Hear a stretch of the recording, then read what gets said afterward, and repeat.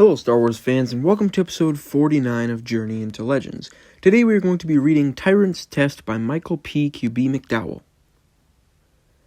Tyrant's Test was released in 1996, and it is the third and final book in the Black Fleet Crisis trilogy. Overall, this trilogy has been a decent read, but I am excited to finally finish it. So without further ado, let's read and review.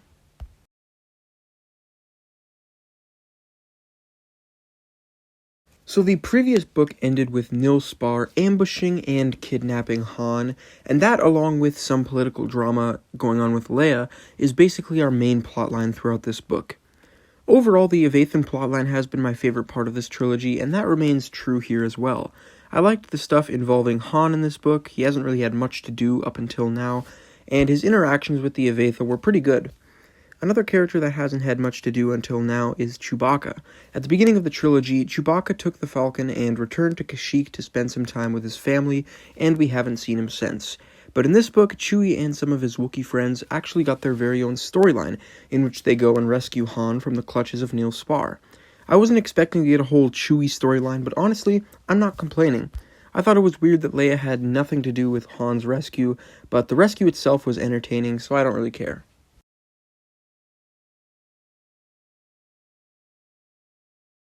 And of course, alongside the Evathan stuff, we also have our completely disconnected side plots.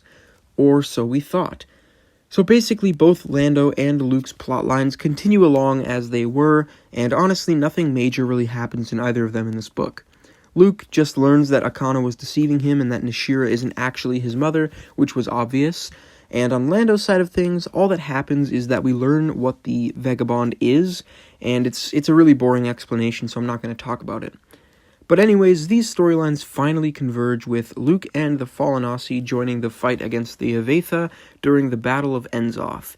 I really liked the scene where Wealu used the Force to basically create an illusion of a bigger New Republic fleet. If I remember correctly, something similar happened in the Tales of the Jedi comics, so it was really cool to see this power come back. But other than that, I thought the Battle of Enzoth was pretty disappointing and small scale, especially concerning the death of Nil Spar. I was hoping the trilogy would conclude with Leia imprisoning Nil Spar or something like that, but instead he's just launched into hyperspace forever by some random Imperial general, so that was really disappointing for me. Anyways, after the battle and after the Fallen Aussie leave, Luke basically goes looking for his droids, which is when he finds Lando and the Vagabond and all that, and those two plotlines converge. Overall, neither of these plotlines ever found a way to really justify their existence, so I'm still wondering why they even exist.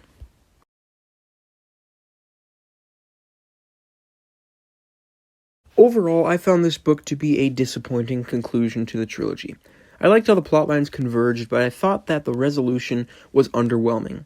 They never really touched on Leia's political status at the end of the book, and they never really clarified what happened to the Evathans after Enzoth and the death of Nil Spar, so that plotline's conclusion felt very rushed and unearned.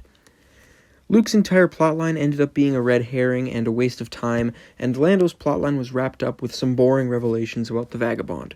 Anyways, I'm going to give this book a 74%, putting it between the other two books in the trilogy. Don't forget to like, comment, share, and subscribe, and stay tuned for my next video where I'll be reviewing the Shadows of the Empire multimedia project. See ya.